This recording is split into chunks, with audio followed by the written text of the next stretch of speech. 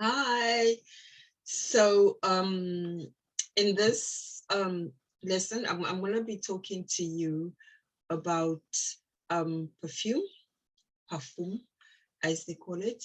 It's also one of the, dirty dozen list, what they've been nicknamed dirty dozen toxic chemicals that you don't want to find in your skincare.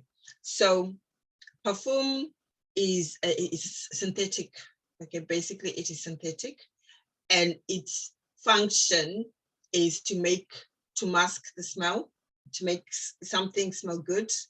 So it's either to have as a scent, or it you find it used in products that they say unscented. So it's unscented. So they use these scents, perfumes, to mask the scent so that it doesn't have the scent. So in that case, it's being used to mask the smell of the ingredients, of the other ingredients. And it could also be used to alter if the ingredients are like very pungent. It can also be used for that. So basically, perfume is a perfume. It's used for the smell.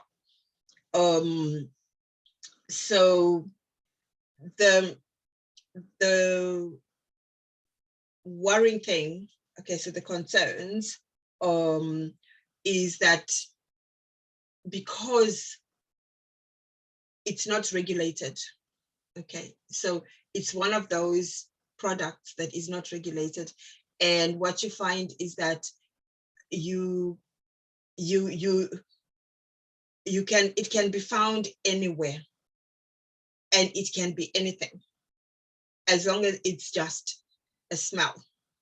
So how this happens is that because you need to label everything, so when you pick up any product, all the ingredients have to be on the label. Okay, so that's point number one. But then when and because they're on the label, you know exactly what is in there.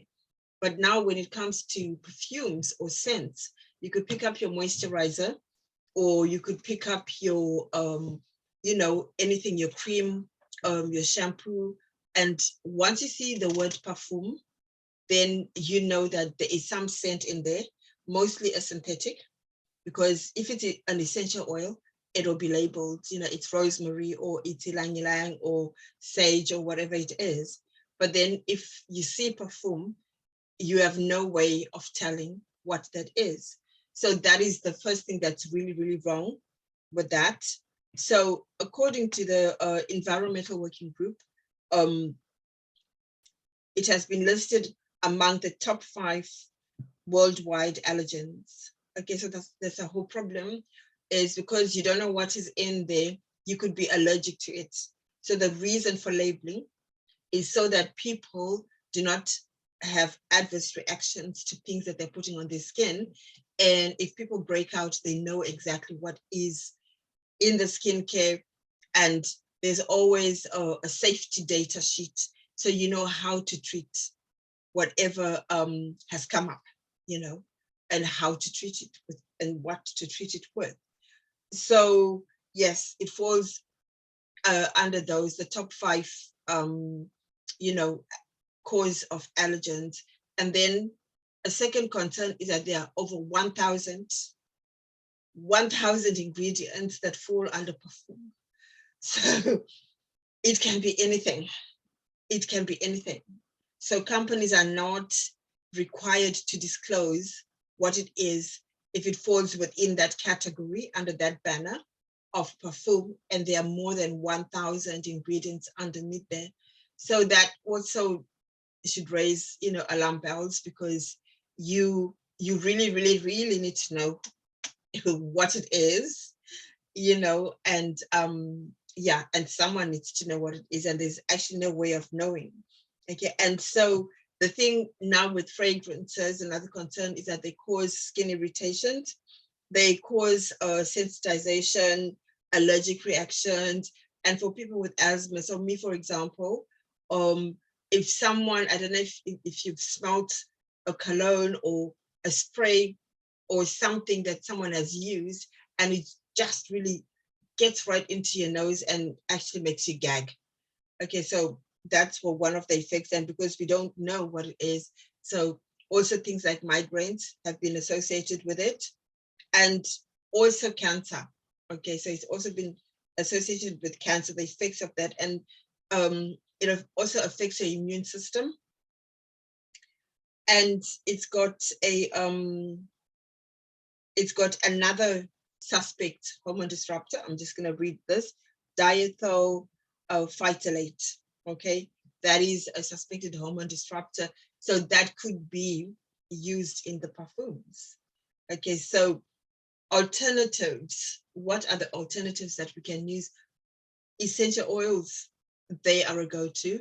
They'll be a number one go-to because there's so many of them and they smell so good and they are plant-based.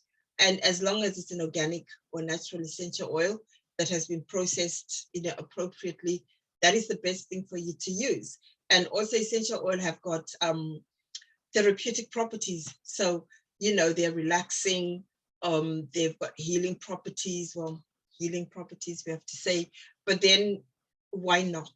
Okay, so I'm just going to round off this thing with the perfumes or the fragrances. So we said that it's an aroma or a scent, and the reason why it's used is to mask the smell of other ingredients that in products that are called unscented.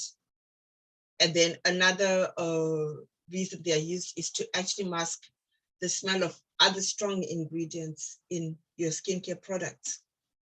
So we said that they found in perfumes, they found in colognes, they found in your, all your skincare, they found in everything that you use, moisturizers, your hairsprays, your shampoos, they're basically found in any skincare product.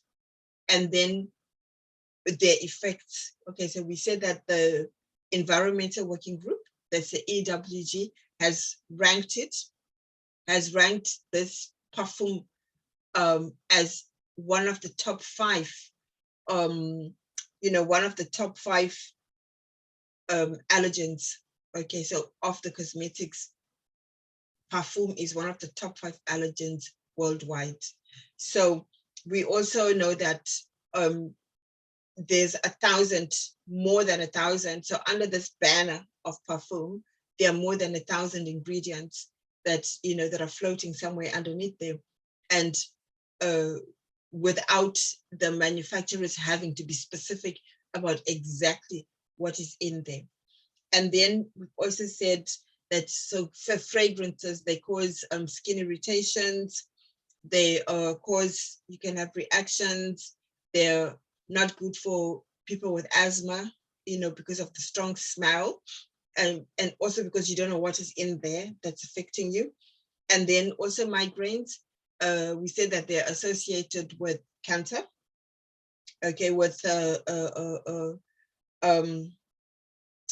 substance called diethyl phytolate is something that can be associated, that may be associated under this category of fragrances, and that is a hormone disruptor. And then we know what hormone disruptors are. Hormone disruptors are things that disrupt your hormones. So they play havoc with your estrogen, with your male hormones, if you're a male, your female hormones. And that then causes a lot of abnormalities. That cause a lot of abnormalities. So as alternatives, we said you can use essential oils. Use essential oils as alternatives because they are plant-based, as long as they are organic. They are plant-based, and we know that they've got therapeutic properties. So you have things like chamomile, which is calming. We've got things like rose, which is good for your skin, which is good for mature skin. We've got a lot of other things like frankincense, which has got other healing properties. So those are a good alternative. So please keep reading your labels, and thank you for listening, and I'll see you on the next one. Bye.